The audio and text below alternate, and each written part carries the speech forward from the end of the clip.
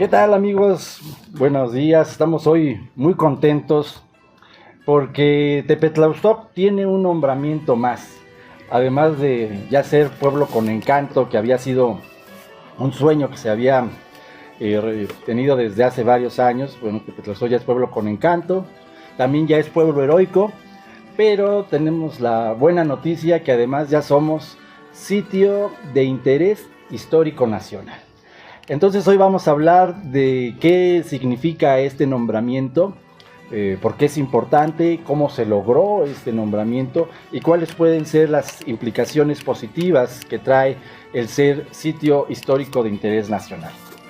Para lo cual, bueno, pues la palomilla hoy está integrada por el licenciado Marcelo Macías, que tenemos aquí el gusto de contar con su presencia, y también aquí de Jorge González Morales. A la orden, Tinajero. Que es una persona que tiene grandes conocimientos sobre la historia de nuestro municipio, al igual que don Marcelo. Entonces, bueno, en primera instancia empezaríamos, ¿qué significa, qué es la trascendencia de este nombramiento, don Marcelo?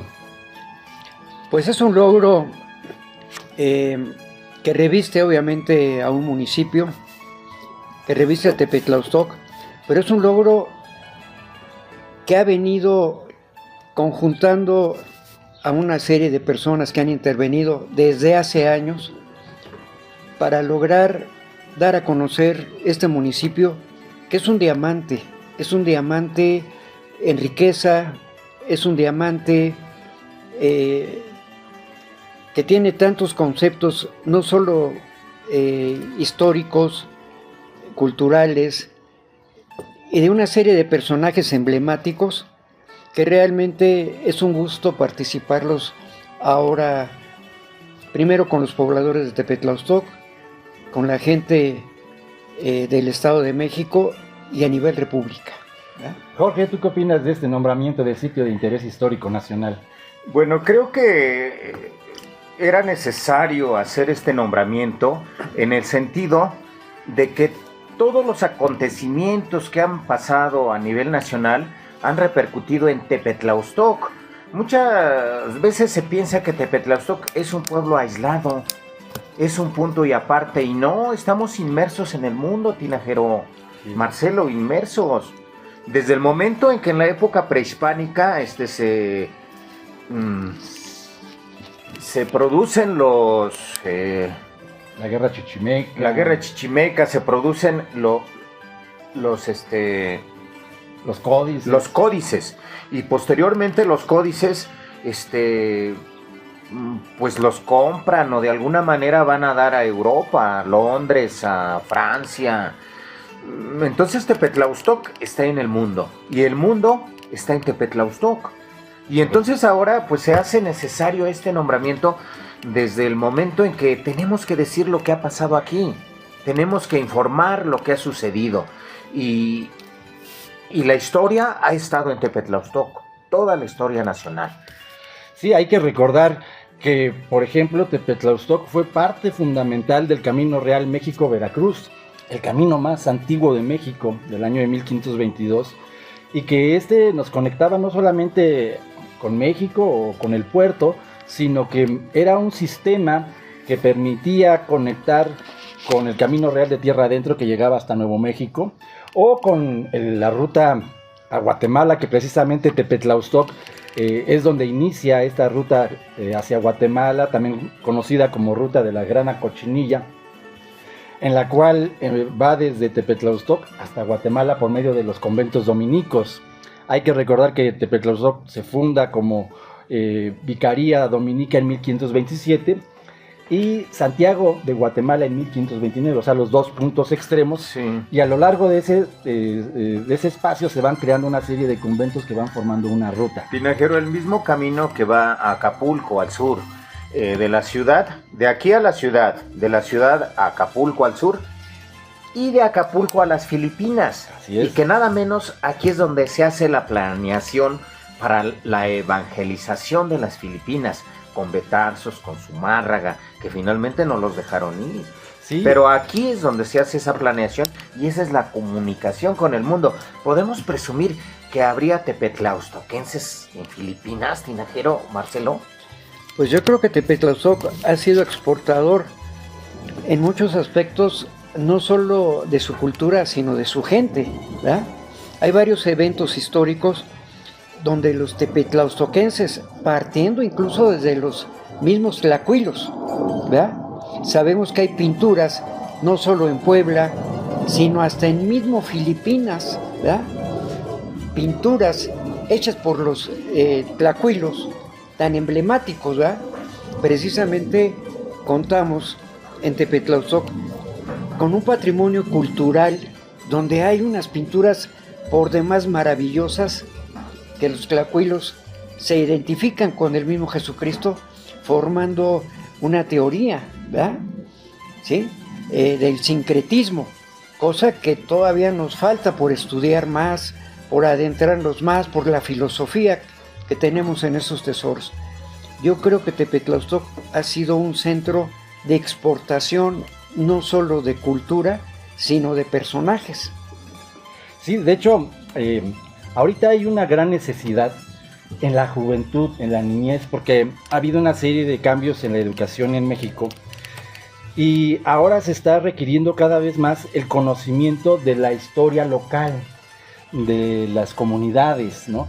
Entonces, en ese sentido, este nombramiento yo creo que también implica a que los jóvenes se acerquen a conocer la historia de su municipio, por ejemplo, ¿no? Entonces yo creo que va a ser una buena oportunidad este nombramiento, igual también para aumentar el número de investigaciones y con esto fortalecer la identidad municipal. Por ejemplo, ahorita que estaban hablando de los códices, hay que recordarle a nuestro auditorio que Tepetlaustoc es conocido mundialmente por sus códices. Tenemos el Códice Keseburg, que está en el Museo Británico, el Códice Vergara, que está en la Biblioteca Nacional de Francia. Tenemos también el Códice Asunción Cuautepoztla, que está en la UNAM. Y aquí en el municipio tenemos el Códice San Andrés Atlítec, o de las Peras, que está precisamente en esa comunidad. Entonces, gracias a esos códices, se ha podido hacer muchos de los estudios para recuperar la metodología de la lectura de los códices, por ejemplo, con don Joaquín Galarza, con Perla Valle, que fueron grandes estudiosos de esos temas. Ahora, el nombramiento nos lo da la Asociación Nacional de Cronistas de Comunidades y Ciudades Mexicanas, Asociación Civil, la NACIM, y la AMECROM, que es la Asociación de Cronistas del Estado de México. Y precisamente se hizo una investigación en la que tuvimos pues la fortuna de participar. Aquí la Palomilla anduvimos trabajando arduamente y fue una gran oportunidad de reencontrarnos con el patrimonio cultural tangible e intangible del municipio.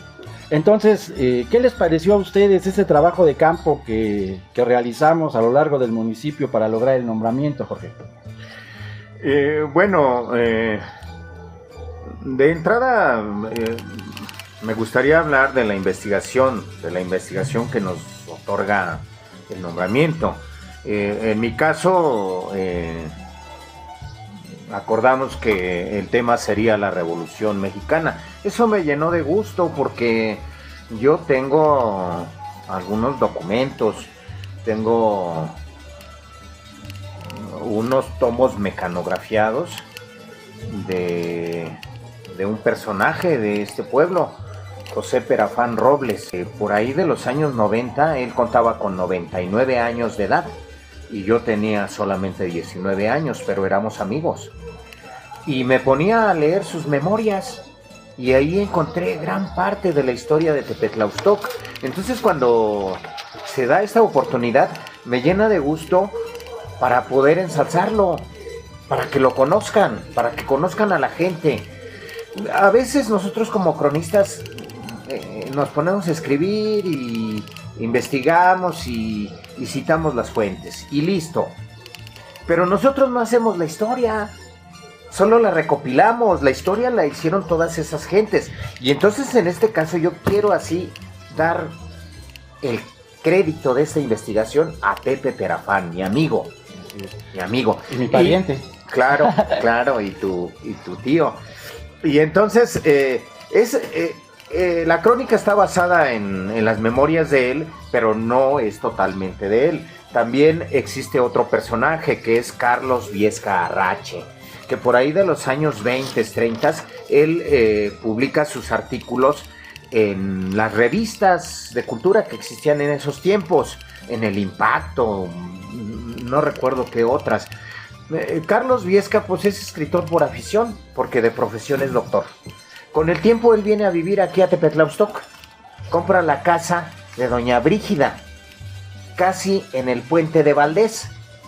Esa era la casa de la familia Valdés, por eso le dicen el puente de Valdés, cuando su verdadero nombre es Puente Santa María Magdalena. Ahí mismo se vuelve a demostrar que no quieren a nuestra santita. Sí, no la quieren aunque sea la patrona. Entonces le pusieron el puente de Valdés. Él compra esa casa y la remodela. Y ese también es un factor importante para crear fuentes de trabajo en aquellos tiempos, en los 70. Ahí es donde se filma la película de la India María, la primer película en 1970. Ahí con los Soler, ahí son las locaciones. Entonces, Carlos Viesca escribe esos artículos de Tepetlaustoc y también me fundamento en eso. Mi fuente bibliográfica, Pepe Perafán. Hemerográfica, Carlos Viesca Arrache. Y las fuentes orales, Tinajero, de tus parientes, de La Bastida, de Pancho La Bastida, hijo de Ricardo La Bastida, que él vivió la revolución.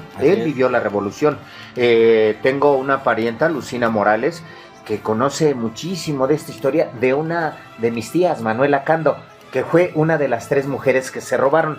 A la otra que se robaron fue a tu abuela. Así es, a doña Josefa La Bastida. Sí. Sí. Entonces me fundamento en eso, en lo que nosotros mismos hemos comentado. Y bueno, Anacim nos felicita por las fuentes, por el aparato crítico que hacemos. Fuentes inéditas que no se habían utilizado. Y también hay un trabajo de campo que aquí don Marcelo lo hicimos, ahora sí como dicen, parir chayotes, porque anduvimos en la seca y la meca y de repente cada anécdota que nos encontramos, como cuando se peleó con la viejita allí en San Nicolás, ¿no? En San Nicolás, una hacienda tan emblemática. Me queda claro que las haciendas tuvieron una época grande cada que hicimos ese recorrido. Increíble recorrido porque vemos la grandeza que tuvo Tepetlaustoc. Después de ir viendo diferentes haciendas, Salitelme, qué cosa tan hermosa, ¿verdad? En construcción, sobre todo lo que comentamos, cómo llevar todo ese material hasta allá, lo que acarreaba toda esa gente. Por eso la gente de las haciendas vivían dentro de las haciendas, porque no les hacía falta salir. Y entonces me queda claro que la gente vivía bien localmente, y la riqueza que hubo pues realmente se ve en los diferentes lugares que recorrimos. Que ahorita que tú comentas, Jorge, Tepetlaustoc, que ha sido también una fuente cinematográfica, ¿cómo no conocieron esos lugares? ¿Ya? Sí, bueno, y a propósito de la hacienda Xaliteme, creo que es necesario platicar que fuimos 3 veces y no la encontramos. Sí. A lo mejor está embrujada. Ajá, hasta que nos llevó un guía de San Juan Totolapa. Teníamos a la hacienda enfrente de nosotros y caminábamos. Y avanzábamos y se desaparecía. Y caminamos por un costado de la hacienda, en un camino. En un camino de un costado y nunca la encontrábamos. Y llegamos por una vereda. Entonces eso tuvo un significado muy especial. Tuvimos que regresar ya terminadas las fotografías. Sí. Y también, bueno, tiene un gran significado romántico para Omar. Realmente fue una experiencia tan bonita estar abajo de esos arcos, de esa construcción, pero sobre todo pensar qué tanta historia hubo ahí, qué tanta riqueza, qué tanta productividad, ¿verdad? Y encontrarla en un estado lamentable de tristeza, de destrucción, de saqueo. Y entonces me pregunto, la revolución, ¿qué dejó la revolución a Tepetlaustoc? Para mí, le clavó un cuchillo y lo dejó moribundo, porque fue víctima no de la revolución, sino fue víctima de saqueadores, ¿verdad? De gavilleros. Sí, precisamente en la investigación que hago, Pepe Perafán comenta que el pueblo tenía estabilidad económica, social, tenía paz, vivían de lo que trabajaban, había una estabilidad, ellos estaban de acuerdo con el porfiriato. Cuando surge la revolución, el pueblo se espanta, y aquí el gran gavillero fue Dionisio Martínez de San Juan Totolapa, el que acabó con el pueblo, quemó el pueblo, lo exterminó. Las familias ricas, que eran las que mantenían los empleos en las fincas y todo, emigraron a la ciudad. Hubo un momento de la revolución por ahí de 1917, 18, cuando el gobierno federal, el gobierno de Carranza, ordena que Tepetlaústoc sea evacuado. Toda la gente se tiene que ir, el pueblo se queda desierto. En el relato dice, y dejaron las puertas abiertas para que si querían robar no las destruyeran. Eso es doloroso, eso es muy triste, de verdad. Exterminaron al pueblo.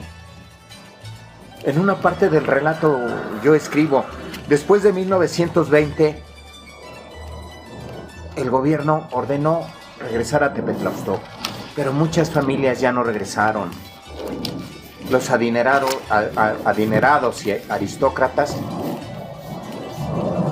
se fueron a residir a la Ciudad de México. En el pueblo tenían un administrador. Él les reportaba las utilidades, las ganancias. La clase media se acomodó en fábricas, pequeños negocios, de obreros. Los que se fueron, los más pobres que se fueron a Texcoco y sus alrededores, se llevaron sus animales, sus yuntas, sus bestias de carga, y allá se emplearon en lo que pudieron. Mucha gente murió fuera del pueblo y ahí fueron sepultados. Eso es un gran dolor, porque la costumbre era que te sepultaran donde habías nacido. Naciste. Entonces eso es tristísimo. Y dice, después de 1920 algunos aristócratas regresaron a Tepetlaústoc, pero ya no reconstruyeron sus fincas ni sus campos de labor. Le perdieron afecto al pueblo. Eso es muy triste. Sí, pues casi desapareció Tepetlaústoc, y de hecho Tepetlaústoc a lo largo de su historia ha mantenido una lucha muy importante por conservarse como Tepetlaústoc, ¿no? Lo veíamos desde la guerra chichimeca, en la cual pierde Tepetlaústoc y se le impone el náhuatl, por ejemplo, ¿no? O lo vemos con la conquista, con el proceso de conquista que fue tan duro con los encomenderos, como Gonzalo Salazar, ¿no? Que de ahí surgen los códices. Así es, y como tú dices, llegan a morir más de 30,000 personas para poder establecer el Tepetlaústoc colonial. Y la revolución es otro momento muy duro, porque se rompe totalmente ya con el sistema económico que tenía Tepetlaústoc, que era la arriería por un lado, que también lo había acabado el ferrocarril, y por otro lado la hacienda, que era la unidad de producción clave, ¿no? Entonces Tepetlaústoc queda hecho, valga la expresión, pomada, al borde de la desaparición. Y aquí entra otro tema también importante dentro de este drama que toca vivir en esa época, que es la Guerra Cristera, sí. 1926-1929. De hecho, la NACIM y la MECROM le dieron el nombramiento a Tepetlaústoc como sitio de interés histórico nacional, principalmente por lo acontecido en la Revolución y también por lo acontecido en la Guerra Cristera. Si bien Tepetlaústoc no fue uno de esos focos de rebelión armada en la época cristera, también sufre mucho, y viene a ser ahora sí la gota que derrama el vaso en muchos aspectos, porque hay que recordar que durante esa época se suspendió el culto, y eso implicaba también no solamente el que no se llevaran a cabo, por ejemplo, misas o bautizos o bodas, sino que incluso se suspendió la fiesta. Por ejemplo, ya ves que Perafán dice que la última vez que se realizó una fiesta en forma... 1909. Y en cambio, después viene la Guerra Cristera y se prohíben, por ejemplo, manifestaciones como las danzas. Ya ven que actualmente ahorita hay un gran interés por estudiar las danzas. Recuperación de las danzas. Entonces, por eso, muchas de las danzas que tenemos en Tepetlaustok, nuestras 8 danzas que tenemos, algunas tienen un origen más remoto, como Santiago, que es desde el siglo XVI, ya se practicaba aquí en México, aquí en Tepe. Pero hay otras danzas que son posteriores a 1930. Sí, inclusive surgen después de esa etapa, Es Tinajero, correcto. y surgen como una manifestación de adherirse al culto, de adherirse a su religión. Y entonces yo me atrevo a decir que algunas de las danzas que surgen en esa época son los serranos, Así es. son los sembradores, los segadores. Empiezan a bailarse apenas en esos años, a diferencia en nuestra versión de algunos otros historiadores que dicen que tiene esas danzas 200 años. Eso no puede ser. Así es. Luego, regresando a la Guerra Cristera, hay un personaje muy importante. Fíjense que en la historia de la Iglesia Católica ha habido 30 antipapas. Dentro de esos 30 antipapas tenemos uno que estuvo vinculado con Tepetlaustok, don Joaquín Pérez y Buda, conocido como el Patriarca Pérez. Él fue el patriarca de la Iglesia Católica Mexicana, que surge en 1925, precisamente en todos estos problemas en torno a la Guerra Cristera, y es uno de los grandes antecedentes por los cuales se va a dar ese conflicto. Incluso a raíz de que se funda esta Iglesia Católica Mexicana, se va a organizar la Liga de la Defensa de la Libertad Religiosa, que tuvo ahora sí que representación en todo México, en casi todas las parroquias. Entonces, Joaquín Pérez y Buda, antes de ser el Patriarca Pérez, fue párroco de Tepetlaustok. Y esto lo comenta en su libro, ya una obra clásica, La Cristiada, Jan Meyer. Entonces, eso también fue tomado en cuenta para el nombramiento. Y otro punto importante fue la placa. Muchas veces andamos corriendo, andamos de aquí para allá y nos falta el sentido de observación. En la parroquia, ahí donde está la portería, hay una placa que dice que se puso para conmemorar el fin de la Guerra Cristera, ¿no? Y ahí está la placa, que como les digo, hay poca gente se da esa oportunidad de leerla, y es en reconocimiento de que se acaba la guerra, que entran los acuerdos entre el gobierno y la iglesia, y se vuelve a tener ese culto.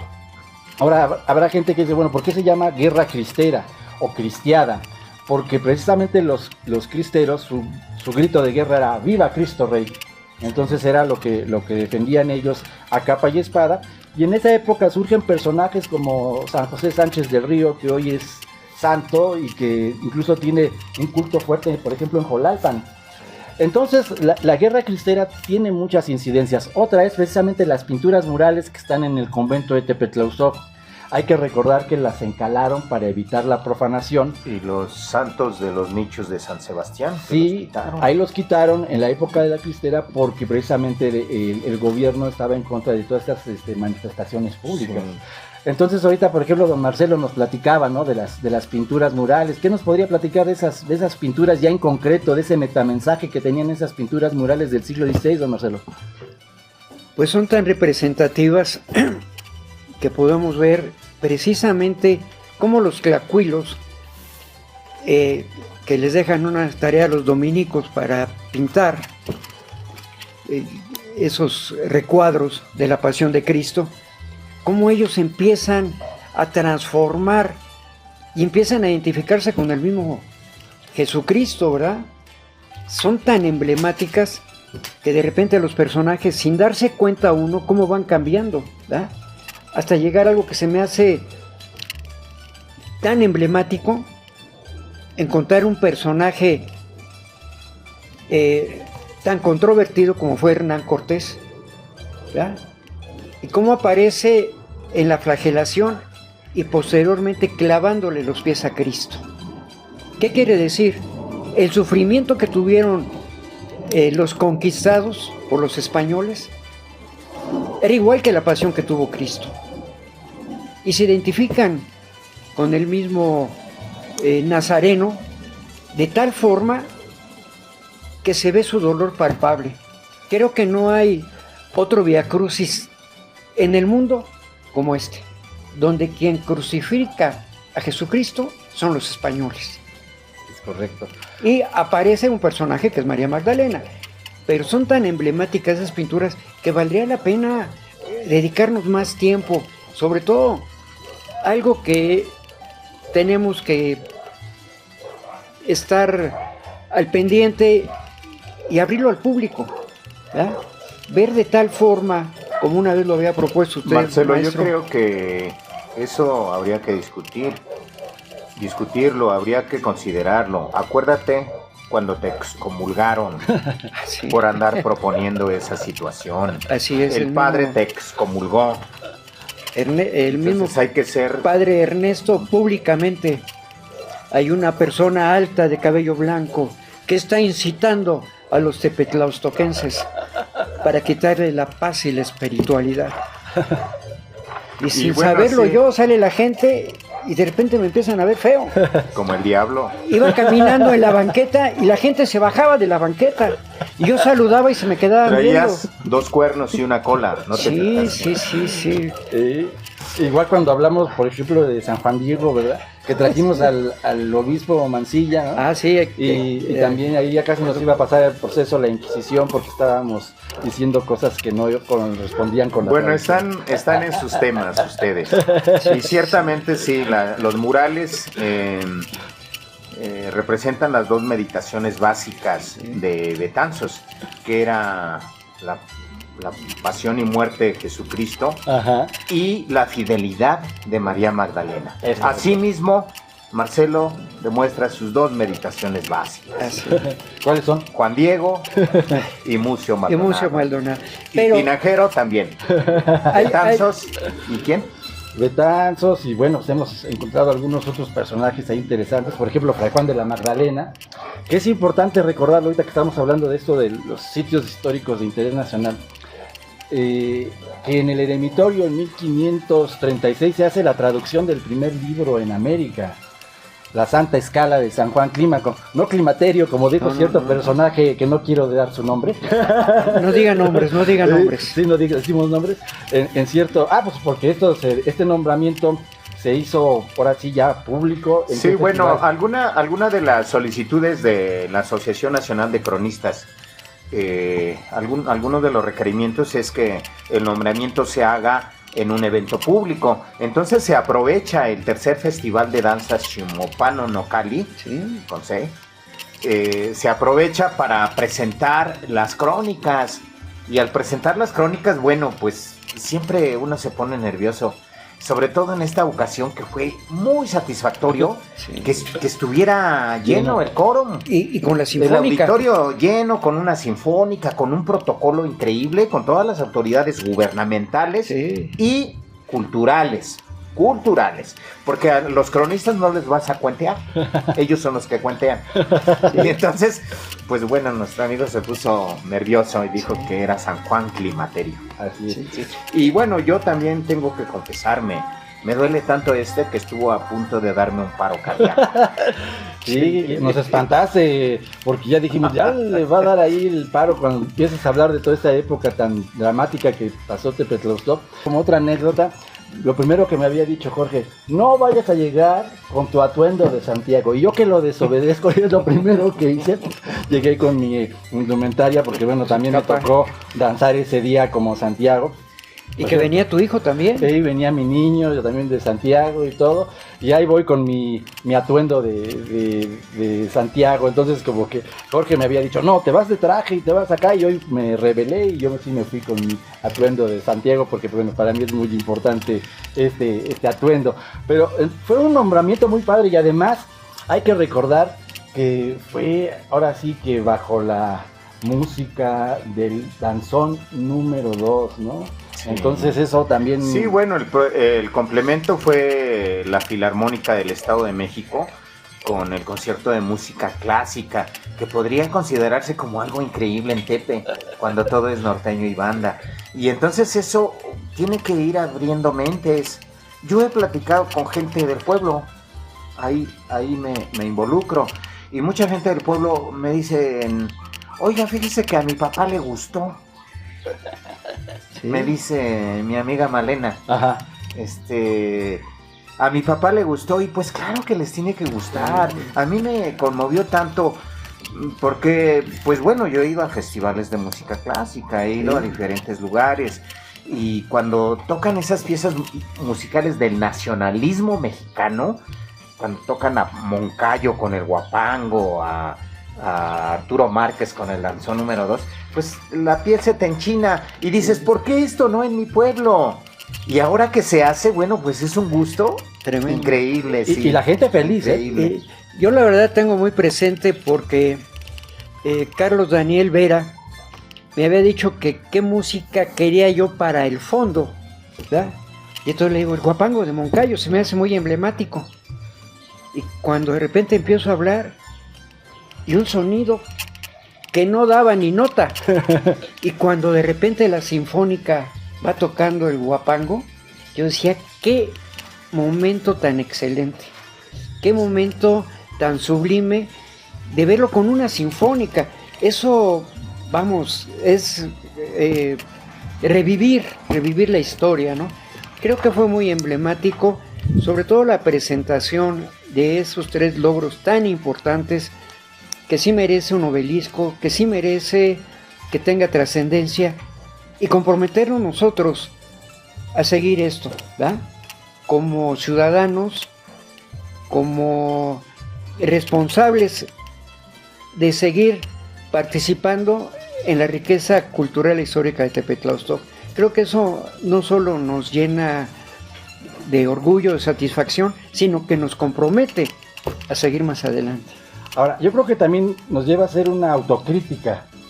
Por ejemplo, ahora que estuvimos haciendo este trabajo de campo tan interesante, que de repente luego nos andábamos cayendo, que nos perdíamos en los caminos, que no hay señalética, ¿no? Nos llenábamos de terror porque se estaba haciendo de noche. Que nos sacaron un rifle, nos apuntaron. Sí, bueno, todo eso demuestra que la cultura en Tepetlaustoc es difícil. No hay una vocación de servicio y ese es uno de los requisitos principales para que un pueblo sea nombrado mágico. Pregúntenle a él, ¿y dónde?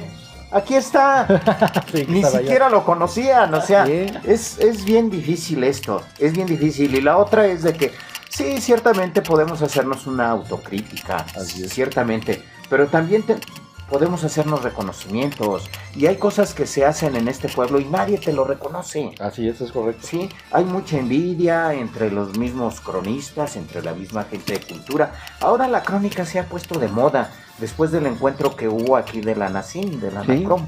Se ha puesto de moda y todo el mundo pretende ser cronista, cuando ni siquiera sabe qué quiere decir crónica, ¿no? Y cuando ni siquiera ha leído un libro. Ahorita tenemos aquí estos libros porque son los que va a leer su servidor en 6 meses. Y cuando menos eso nos ilustra, nos saca de este hoyo, de este mundo. Entonces, creo que sí es válida la autocrítica, sí es muy válida. Nosotros mismos, pues, a veces dejamos el barco.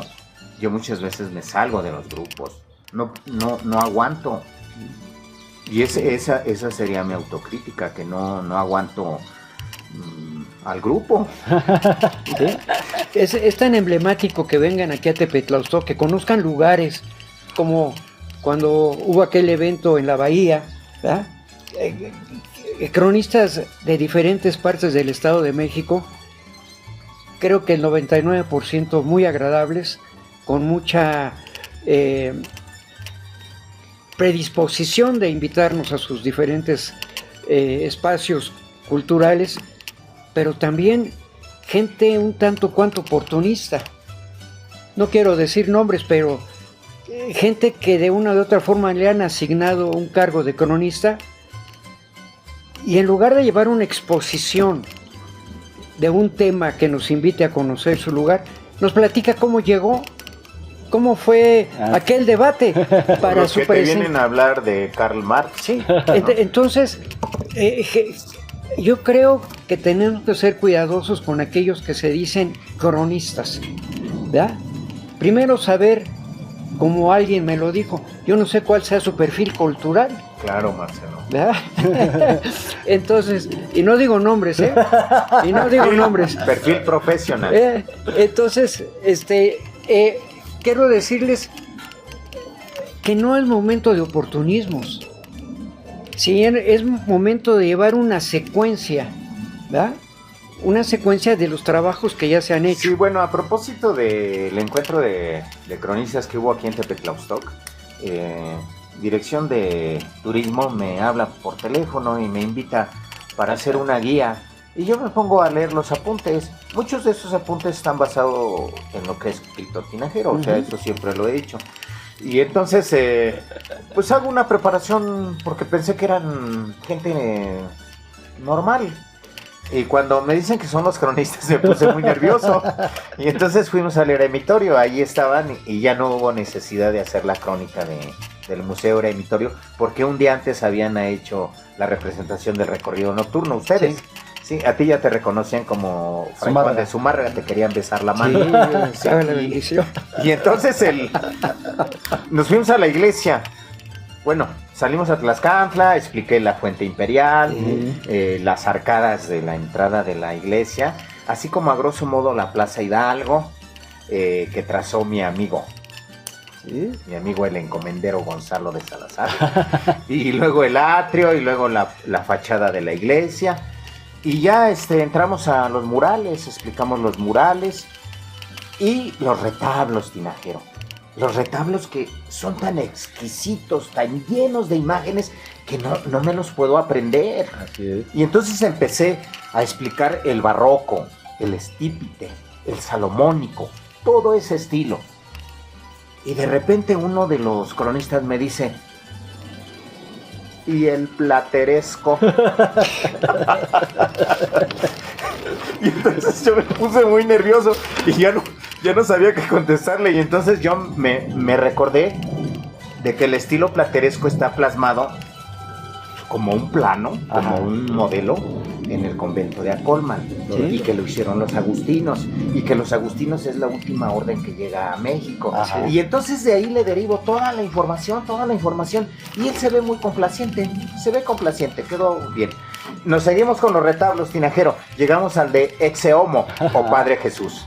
Y le estoy explicando lo de María Magdalena, lo de las vírgenes, ¿por qué están ahí? ¿Por qué está María Magdalena? Porque tuvo una relación con Cristo en cuanto a su fidelidad. ¿Por qué está la Virgen María? Porque fue su madre. Bueno, todo eso lo estoy explicando perfecto. Ya casi salgo, ya casi termino.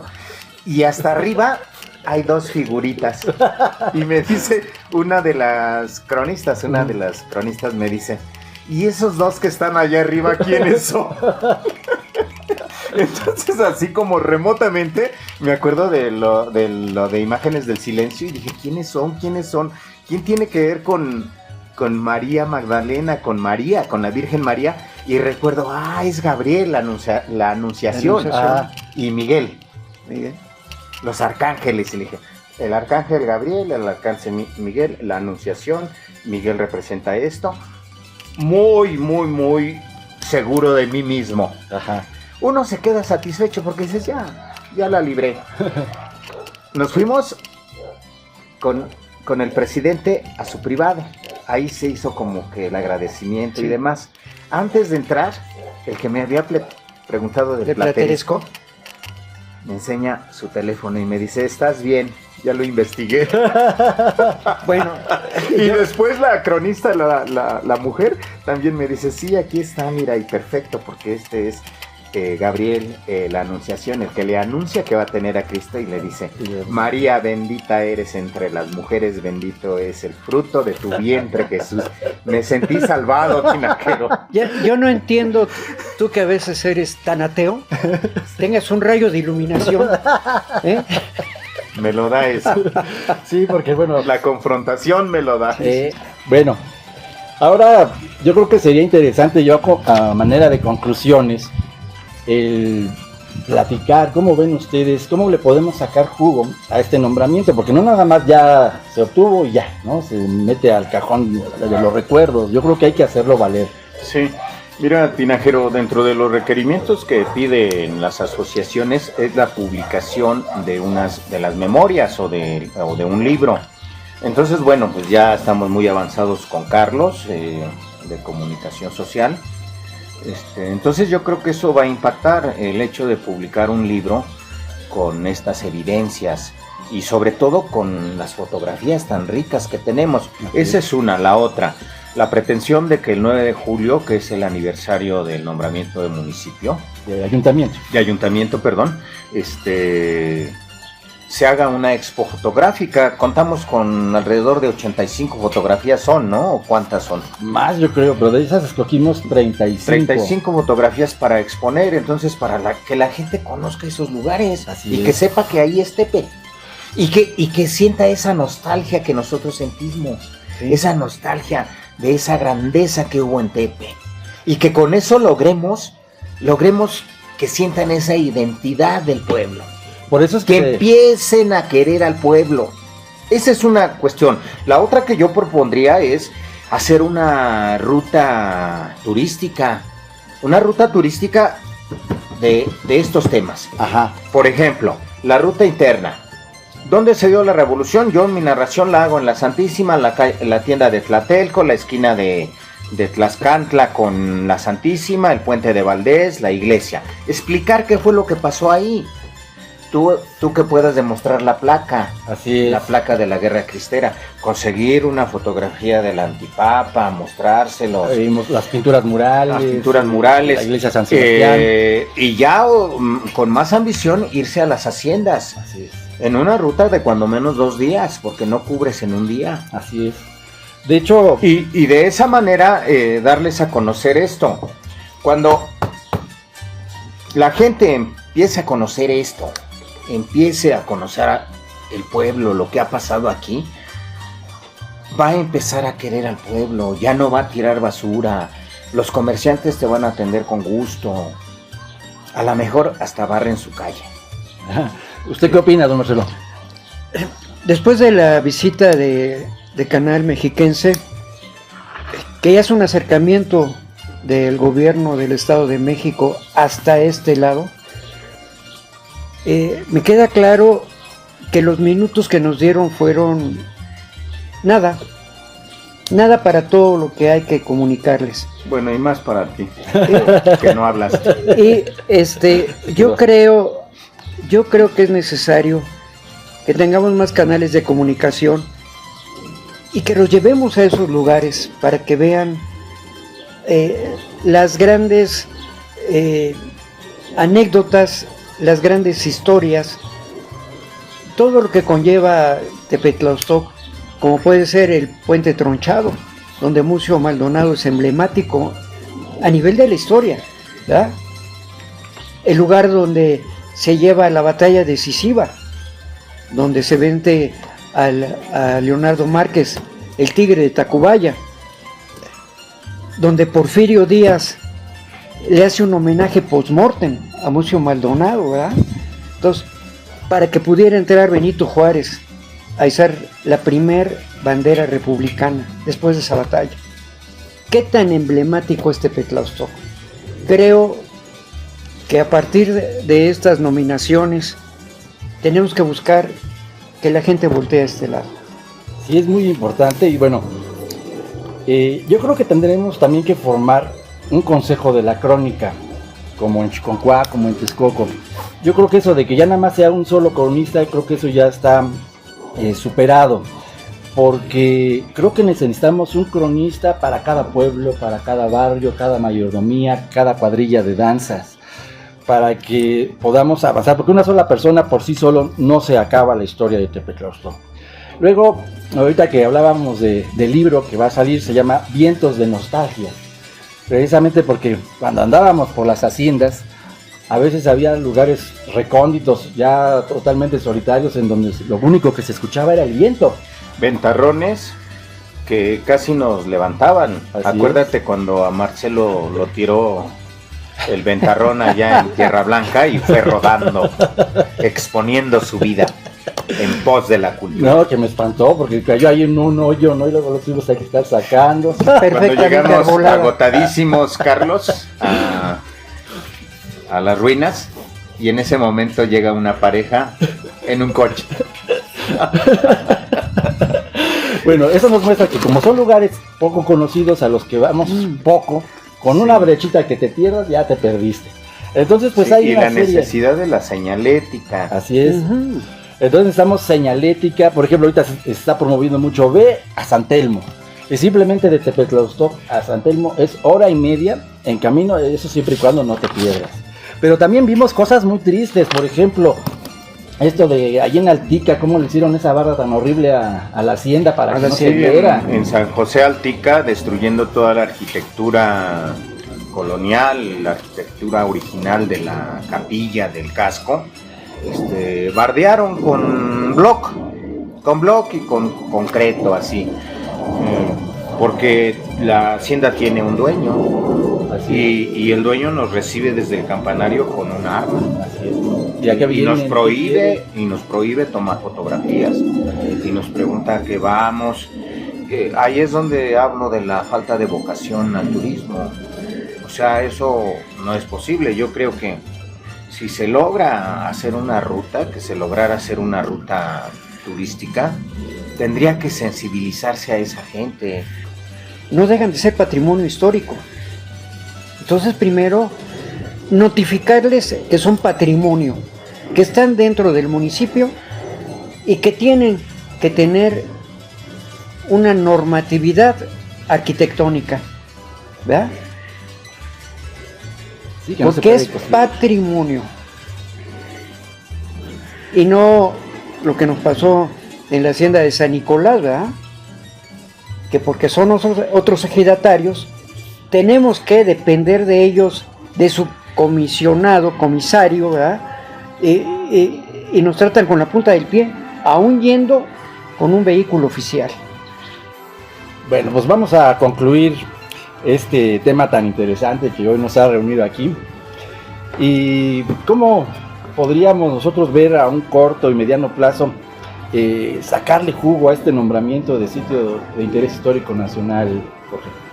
Bueno, pues cosas prácticas. Por ejemplo, ya tenemos información de Joel Velázquez Alpuche, actual tesorero de la presidencia, que quiere 1000 libros para ponerlos a disposición de las escuelas, para que los niños se enteren de lo que hay en este pueblo. Se me hace muy bueno eso, pero no es suficiente. Hay que hacer rutas turísticas que incluyan desde las haciendas hasta los lugares internos de aquí del pueblo, para que conozcan dónde pasó esta parte de la historia. A lo mejor con representaciones teatrales, como te encanta, Marcelo. Ahora podrías disfrazarte de alguna otra cosa. ¿Qué otro personaje le gustaría hacer, además de Muncio y de Zumárraga? Pues a lo mejor, yendo a los extremos, Gavillero. Un gavillero. Un gavillero para que vean, bueno, yo creo que la inferencia. Te quedaría bien la de Dionisio Martínez, el de Totolapa. El de Totolapa, para que también sea una persona emblemática para Totolapa, ¿verdad? Y en un momento dado, el por qué destruyeron tanta riqueza. Fue una autodestrucción, que me queda claro en el cortometraje de John Borg de 1956, The Ancient Village. Ese Tepetlaustok moribundo, porque como bien lo comentaste, Jorge, en 1920, supuestamente la terminación de la revolución, ¿qué pasan esos 36 años con Tepetlaustok? No son 36. En mi narración yo digo, Tepetlaustok quedó destruido durante 60 años. Fue hasta 1970 cuando se empieza a despertar nuevamente. Fue un letargo difícil. Ese es el hecho heroico, esa resistencia, desde 1920 hasta 1980, porque son 60 años. Fíjate qué buen esa detalle. Es la resistencia. ¿Quién lo hizo? Las familias. Las familias. Quiero aquí que quede de una vez de compromiso hacer una crónica de esas familias, porque esos son los verdaderos héroes. Exactamente. Nadie quiere hablar de la época contemporánea. ¿Por qué? Y ya que porque tenemos una nominación, como ¿por qué voy a hablar de Perafán? Claro. ¿Eso es qué? Hablen de mi familia. ¿Por qué voy a hablar de Marcelo si ni es del pueblo? No, hay que dar el reconocimiento y el lugar a esas gentes. Alguna vez ya hice un protocolo de bienvenida a los mexicanos, la mayordomía de los mexicanos, que mucho tienen que ver en la resistencia que hubo de ese pueblo, porque ellos son con su migración, a veces diaria, a veces semanal, a veces mensual, con esa migración laboral, mantuvieron a Tepe. Y el camino que hicieron para llegar a conectar a Tepetlaustoc con la carretera, que fue... Entonces, yo creo que es necesario posteriormente hacer una crónica de todas esas familias y darles el reconocimiento y decirles gracias. De esos héroes heroicos y que podemos ensamblarlos con el reconocimiento de pueblo heroico. Pero también necesitamos más cronistas. Entonces necesitamos formar el Consejo de la Crónica para que cada pueblo, cada barrio, cada mayordomía, cada cuadrilla tenga su cronista y puedan así recuperar su historia y a la vez mostrar la riqueza que tiene su comunidad o su institución en el momento que ellos les toca vivir.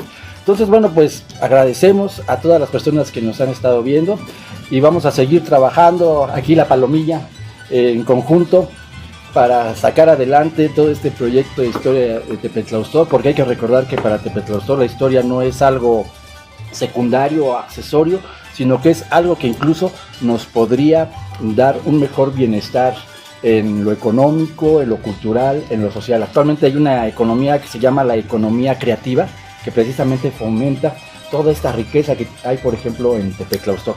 Pues así que muchas gracias y pues esperemos vernos en otro podcast. Gracias. Gracias. Tepetlaustoc, pueblo con perspectiva de crecimiento.